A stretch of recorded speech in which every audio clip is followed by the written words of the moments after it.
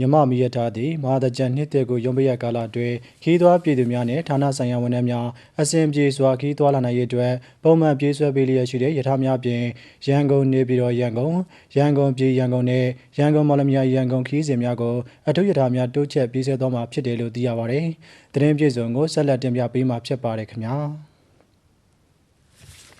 မြမမီရတာမဟာတကြံနှစ်တိကူရုံးပရဲ့ကာလအတွင်းခီးသွွားပြည်သူများနဲ့ဌာနဆိုင်ရာဝန်ထမ်းများအစဉ်ပြေစွာခီးသွွားလာနိုင်ရန်အတွက်ပုံမှန်ပြေးဆွဲလျက်ရှိတဲ့ရထားများဖြင့်ရန်ကုန်နေပြည်တော်ရန်ကုန်ပြည်ရန်ကုန်နဲ့ရန်ကုန်မော်လမြိုင်ရန်ကုန်ခီးစဉ်များကိုအထူးရထားများတိုးချဲ့ပြေးဆွဲပေးသွားမှာဖြစ်တယ်လို့သိရပါတယ်။ရန်ကုန်နေပြည်တော်ရထားလမ်းပိုင်းမှာအစံအထူး DEMU စပိန်ရထားရန်ကုန်မှာမနက် 6:30 မှာစတင်ထွက်ခွာမှာဖြစ်ပြီးနေပြည်တော်သို့မိုးတက် 12 နာရီမှာရောက်ရှိမှာလည်းဖြစ်ပါတယ်။အစုံအထူး DEMU စပိန်ရထားဟာနေပြည်တော်မှာမွန်လ 12:30 မှာစတင်ထွက်ခွာမှာဖြစ်ပြီးရန်ကုန်သို့ညနေ 6:30 မှာရောက်ရှိမှာလည်းဖြစ်ပါတယ်။ကျွန်တော်တို့တကြံရုံးပေးရဲ့ကာလသည်17ရက်နေ့မှ19ရက်နေ့ထိပိတ်တာဖြစ်ပါတယ်။စပြီးတော့ပိတ်တဲ့17ရက်နေ့မတိုင်ခင်မှာရန်ကုန်နေပြည်တော်မှာ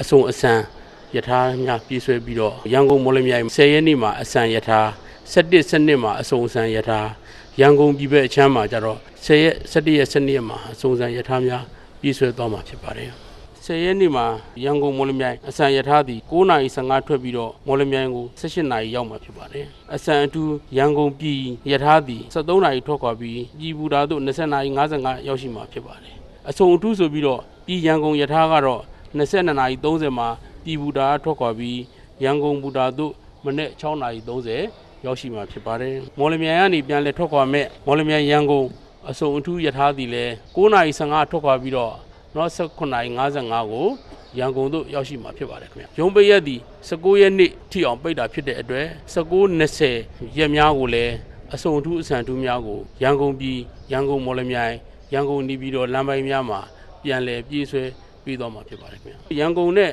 နေပြည်တော် DEMU ရထားများကိုတော့အွန်လိုင်းအနေကမှရောင်းချပေးနေပြီးတော့ရန်ကုန်မော်လမြိုင်ရန်ကုန်ပြည်ရထားများကိုတော့ပုံမှန်လက်မှတ်ရောင်းချမှုနဲ့ရောင်းချပေးနေပါတယ်ခင်ဗျရန်ကုန်နေပြည်တော်ရထားသည်ခီးသွွားမရက်အပါဝင်9ရက်ကြိုတင်ဝယ်ရတာဖြစ်တယ်လို့ရန်ကုန်ပြည်နဲ့ရန်ကုန်မော်လမြိုင်ရထားမျိုးတွေကိုလည်းအထက်တန်းကို3ရက်ကြိုရိုးရိုးတန်းကို1ရက်ကြိုစနစ်နဲ့ရောင်းချပေးနေပါတယ်ခင်ဗျတကြံကာလအတွင်းမှာတော့ရေပက်မခံတဲ့ DEMU 9အစံ10အစုံ31အစံ32အစုံ33အစံ34အစုံ DEMU ရထားများကိုရန်ကုန်နေပြည်တော်လမ်းပိုင်းမှာ73ရက်နေပြီးကမှ16ရက်နေ့အထိရန်နာသွားမှာဖြစ်ပြီးတော့27အစံ28အစုံနေပြည်တော်မန္တလေးလေရထားကိုလည်းနေပြည်တော်မန္တလေးလမ်းပိုင်းမှာရန်နာသွားမှာဖြစ်ပါတယ်ခင်ဗျာလက်ရှိပြေးဆွဲနေတဲ့ပုံမှန်ရထားများကို18ရက်4လ2026နေ့မှာပြန်လည်ပြေးဆွဲသွားမှာဖြစ်ပါတယ်ခင်ဗျာလက်မှတ်ဖြတ်လို့မရတဲ့လူတွေကိုအထူးအနေနဲ့တနိုင်ကိုဒီကြားထဲမှာထပ်ပြီးတော့တိုးပြီးတော့လုပ်ပေးတဲ့အတွက်လည်းပို့ပြီးတော့အစင်ရမ်းပြေသွားတယ်ပေါ့နော်။ online ကဖြတ်တော့ခုံတွေကထက်တယ်လေဖြစ်တယ်လေဒီ online ကဖြတ်ထားတဲ့မရတဲ့လူတွေကိုမနေ့ကမနက်ပိုင်းကိုလက်မှတ်တီးတန့် online ဟာကိုပြပြီးတော့သူတို့ပြန်ပြီးတော့အထူးအနေနဲ့တနိုင်ကိုပြန်စီစဉ်ပေးတဲ့အတွက်ပို့အဆင်ပြေသွားတယ်လက်မှတ်ကျက်တာတော့ဘာလို့တော့ရှိတယ်ဒါပေမဲ့အဆင်ပြေအောင်လုပ်ပေးတယ်ပေါ့လေကားလက်မှတ်ဖြတ်သလိုပေါ့မထက်တော့ဘဲနဲ့အဲ software လေးနည်းနည်းမြင့်လိုက်ရင်တော့ပိုကောင်းတာပေါ့ရထားစီးတဲ့ချိန်နဲ့ကျမတို့ကကျန်တဲ့အပိုင်းကအကုန်အဆင်ပြေတယ်လေလောရစ်တော့ဟိုလက်မှတ်ဝယ်တဲ့ကိုလည်းအဆင်ပြေတယ်ဒါပေမဲ့ခုနောက်ပိုင်းကျတော့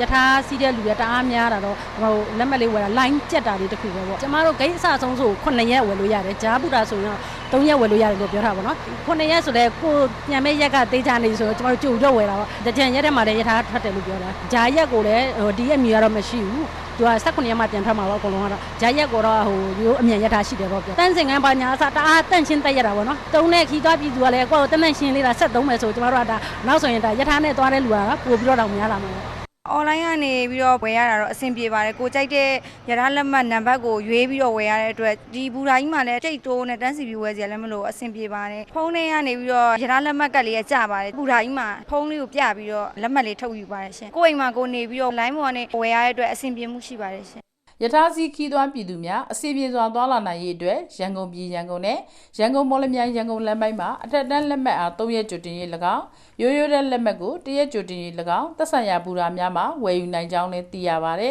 ။ဒါအပြင်ရန်ကုန်နေပြည်တော်ရန်ကုန်လမ်းပိုင်းမှာပြေးဆွဲလျက်ရှိတဲ့ပုံမှန်ရထားများနဲ့အထူးရထားများအတွက်အွန်လိုင်းမှာလက်မှတ်ရောင်းချခြင်းနဲ့ငွေပေးချေခြင်း ORTB စနစ်ဖြင့်ကြိုတင်ဝယ်ယူနိုင်မှာဖြစ်တယ်လို့ခီးစဉ်အစဆုံးဘူရာများအတွက်9ရက်နဲ့ဂျားဘူရာများအတွက်3ရက်ကြိုတင်ပြီးဝယ်ယူနိုင်မှာဖြစ်တယ်လို့သိရှိခဲ့ရပါတယ်ရှင်။